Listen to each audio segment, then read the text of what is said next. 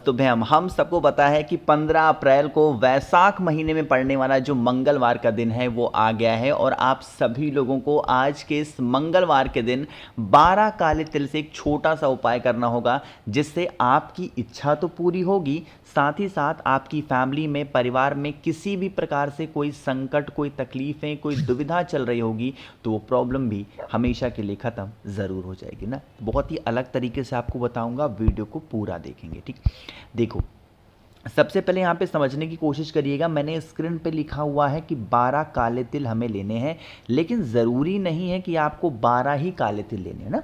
आप कितने भी ले सकते हो। आप एक चुटकी काला तिल लेना, उसके अंदर 12 आ जाएं, चाहे 22 आ जाएं या 120 आ जाएं, उससे हमें मतलब नहीं है। बस आप एक चुटकी काले तिल को लेना। लेने के बाद में आपको एक तांबे का लोटा लेना है, उसके अंदर जल भरिएगा। कोशिश करेंगे जल के अंदर अगर आपको इत्र मिल जाता है, मेरी बात सुनिएगा, तो आपको क्या करना है, इत्र डाल देना। ठीक है ना। इत्र के साथ ही साथ जो मैंने आप लोग को काला तिल दिखाया, वो इसी कलश के अंदर आप सभी को क्या करने हैं, काले तिल को भी डाल देना। ठीक, अब ये आपका कलश पूरी तरीके से अच्छे से रेडी है। इस कलश को उठाइएगा। आपको दोबारा से, हम ये उपाय किसके लिए कर रहे हैं, इच्छाओं के लिए कर रहे हैं, परिवार की खुशियों के लिए कर रहे हैं। तो इसे लेकर के आज मंगलवार के दिन आप सभी लोगों को अपने पूरे घर में घूम लेना, सिर्फ वॉशरूम के अंदर मत जाना, और फिर वहाँ पर जाएंगे। इस कलश को आपके घर के अंदर, कहीं बाहर जाने की आवश्यकता नहीं है, आपके ही घर के अंदर जो बजरंग बली की कोई भी फोटो हो, मूर्ति हो, प्रतिमा हो, उनके पास में उस कलश को रख देना। थोड़ी देर तक रखा रहने दो, एंड देन आप इस कलश को यहाँ से उठाओ, और उठाने के बाद में कहाँ पे जाना है, ऐसे 2 वृक्ष बताए गए हैं। सबसे पहला पेड़ होता है वट का, जिसको हम लोग हिंदी में क्या बोलते हैं भाई, बरगद का पेड़, और एक पेड़ होता है हमारा पीपल का। दोनों में से कोई भी एक वृक्ष आपको दिखाई दे जाए, पहले कोशिश करिएगा पीपल का पेड़ मिल जाए, तो उसी पीपल पेड़ के नीचे जाना है, और उस पूरे कलश को किसके नाम से, अरे बताओ भाई, बालाजी का स्मरण करके आपको समर्पित कर देना है। साथ ही साथ अपनी जो भी कामना होगी, जो भी प्रॉब्लम्स होंगी, जो भी समस्या होगी, उन समस्या को भी बालाजी के नाम से ही वहाँ पे कह के चले आना। आपकी वो सारी समस्या ख़त्म हो जाएगी, जिसके लिए आप बहुत उपवास रहते हो, बहुत ज़्यादा आप कोशिश करते रहते हो, बट आपका कोई काम नहीं बनता, तो आप इस उपाय को निश्चित रूप से करेंगे। ठीक है ना। तो पहला उपाय आपको समझ में आ गया होगा। आगे बढ़ते हैं अब इस वीडियो के हम लोग अपने दूसरे उपाय की तरफ। देखो, आज के टाइम पे एक ऐसी बातें होती हैं जो हम लोग को ध्यान देने वाली होती हैं। किसी के पास कोई भी चीज़ ज़्यादा हो या कम हो, बस ध्यान रखिएगा, परेशान आपके घर का कोई ऐसा सदस्य है, चाहे वो किसी भी रूप में परेशान चल रहा हो, आप इस उपाय को करेंगे ना। इसके लिए सॉरी, इसके लिए हमें 2 से 3 चीज़ों की आवश्यकता पड़ने वाली है। सबसे पहले आज के दिन हमें इस उपाय के लिए 5 पीपल के पत्ते चाहिए होंगे। अब ये नहीं ज़रूरी है कि पीपल का पत्ता पेड़ में लगा हुआ है या नीचे गिरा है, कोमल है या पुराना है, नहीं, कोई भी पीपल का 5 पत्ता लीजिएगा। साथ ही साथ आप सभी लोगों को हल्दी की 2 गांठ लेनी है।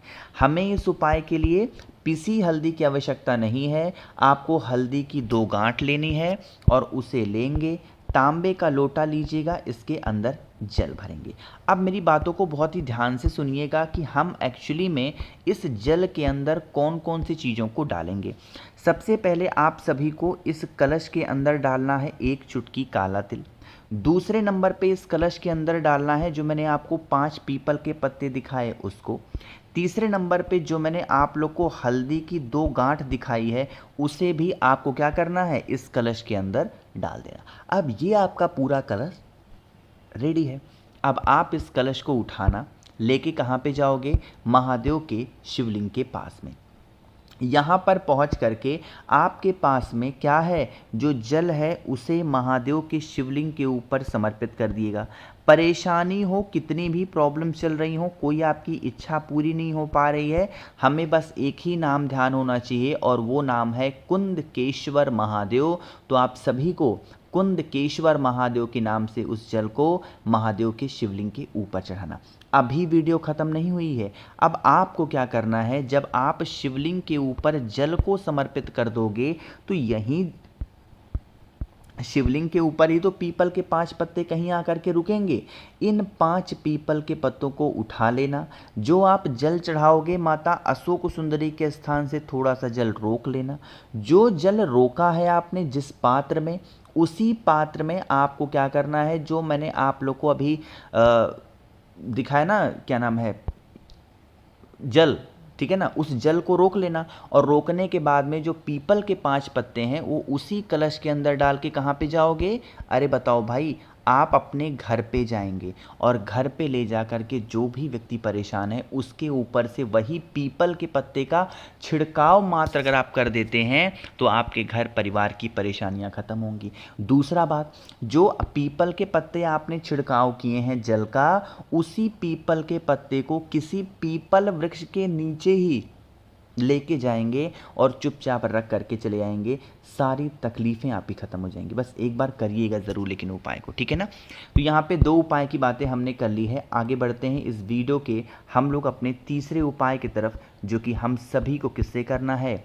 लड़ाई झगड़े के लिए करना है। लेकिन कैसे करना है, कहाँ पे, सारी बात बताऊँगा। जल्दी से करिए वीडियो को लाइक। जिसने अभी तक चैनल को सब्सक्राइब नहीं किया, मेरी आवाज़ आप पहली बार सुन रहे हैं, चैनल को ज़रूर सब्सक्राइब करेंगे, ठीक है ना।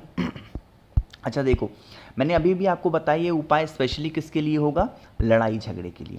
लड़ाई झगड़ा का मतलब ये नहीं होता है कि कोई इंसान आपसे बहस कर ले तो लड़ाई झगड़ा है, नहीं। देखो, आज के टाइम पे इस पृथ्वी पर एक बहुत बड़ी गलती है, तब सिर्फ 10 सेकंड में आपको समझाऊंगा, उसके बाद उपाय की तरफ बढ़ते हैं। एक प्रॉब्लम हर एक घर में है और वो प्रॉब्लम होती है एटीट्यूड को लेकर के। मतलब क्या है कि हम नहीं झुकेंगे। तो आप एक नियम ध्यान रखिएगा, अगर आपको अपने रिश्ते बचाने हैं तो झुक करके चलना स्टार्ट कर दो, चाहे वो पुरुष हो या स्त्री हो, इससे मतलब नहीं है। और हाँ, अगर एक व्यक्ति आप पे घर में नाराज चल रहा है तो दूसरे व्यक्ति को शांत रहना चाहिए, ठीक है ना। बाद में इस बात को लेकर डिस्कस कर लो जब उस इंसान का मूड ठीक हो जाए। बट अगर एक इंसान गुस्से में है तो प्लीज़ आप लोग घर पे लड़ाई मत किया करो कि ये गुस्से में है तो हमेशा ऐसे रहते हैं, ये है, मतलब फालतू की चीज़ों को बिल्कुल इग्नोर करना है, ठीक। बातें करते हैं उपाय की। ये भी लड़ाई झगड़े क्रोध के लिए है। इसके लिए हमें सबसे पहले ज़रूरत पड़ने वाली है दही की, ठीक है ना। बहुत ज़्यादा की कोई ज़रूरत, कोई नीड नहीं है, बट स्टिल आपको थोड़ा सा दही लेना है। और मिठास, सुगंध अपने घर में लाने के लिए हम क्या इस्तेमाल कर रहे हैं? इत्र का इस्तेमाल कर रहे हैं, ठीक है ना। अब देखो, यहाँ का नियम समझेंगे कि हमें यह उपाय करना कैसे है। आपको अपना फेस रखना होगा उत्तर दिशा यानी कि नॉर्थ डायरेक्शन। यहाँ पर महादेव के शिवलिंग के पास पहुँच करके जो आपके पास में दही है, उस दही का लेपन करेंगे माता के हस्तकमल पर, कहीं और नहीं करना है।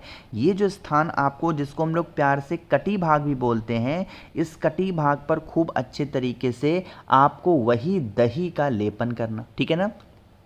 दही का लेपन करने के बाद में जो आप जल चढ़ाओगे वो जल भी यहीं पे माता के हस्तकमल पे गोल गोल चढ़ाना है। ध्यान रखिएगा, कुंदकेश्वर महादेव का स्मरण आपको ज़रूर करना है। किसका ध्यान करोगे? कुंदकेश्वर महादेव। स्मरण करने के बाद में, जल चढ़ाने के बाद में मैंने आप लोग को इत्र दिखाया था, ठीक है ना। अब जो भी आपके घर की प्रॉब्लम है, जो भी आपके घर में गुस्सा करता है, उसका नाम और गोत्र बोल करके कुछ बूंद इत्र की महादेव के शिवलिंग के ऊपर चढ़ा देना। इससे आपके घर में मिठास आएगी और कभी घर में लड़ाई झगड़े नहीं हो सकते। अब जो उपाय की बात मैं आपको बताने जा रहा हूँ, ये बहुत पुराना उपाय है। मुझे लगता है लगभग 2.5 से 3 साल पुराना ये उपाय है। और यह उपाय होगी आपकी किसी भी प्रकार की इच्छा के लिए। और यह उपाय हम सिर्फ और सिर्फ मंगलवार के दिन करते हैं। इसके लिए हम सभी को ज़रूरत पड़ने वाली है धतूरे की। इस टाइम के मौसम में धतूरा आपको हर जगह अवेलेबल मिलेगा। चाहे थोड़ा सा महंगा तो अब पड़ेगा नहीं, क्योंकि इतनी ज़्यादा मात्रा में है, तो आपको मात्र और मात्र 1 धतूरा लेना, ठीक है ना। उस धतूरे को ऐसे किसी चक्कू से, ब्लेड से या फिर हाथ से तोड़ पाओ तोड़ लेना। इसके धतूरे के अंदर का जो बीज होगा वो निकाल करके रख लेना और फिर तांबे के लोटे में जल को भरना और पहुंच जाना महादेव के शिवलिंग के पास में।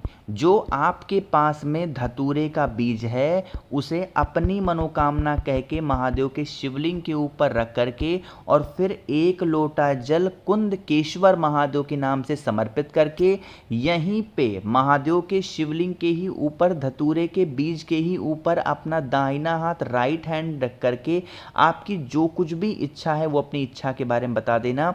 यकीन मान लीजिए जो भी व्यक्ति यह उपाय मंगलवार के दिन करता है उसकी बरसों पुरानी जो मनोकामना होती है, विशेष होती हैं, वो पूरी ज़रूर होती हैं। तो भाई मैंने कोशिश की आप सभी लोगों को वैशाख मंगलवार के बहुत ही स्पेशल से उपाय को समझाने की। कुछ चीज़ें समझ में नहीं आई होंगी तो आप मुझसे नीचे कमेंट सेक्शन में पूछ सकते हैं। मेरे जितने भी भाई बहन आवाज़ आज मेरी पहली बार सुन रहे हैं, चैनल को ज़रूर सब्सक्राइब करेंगे और वीडियो को लाइक सभी को करना है। श्री शिवाय, नमस्तुभ्यम।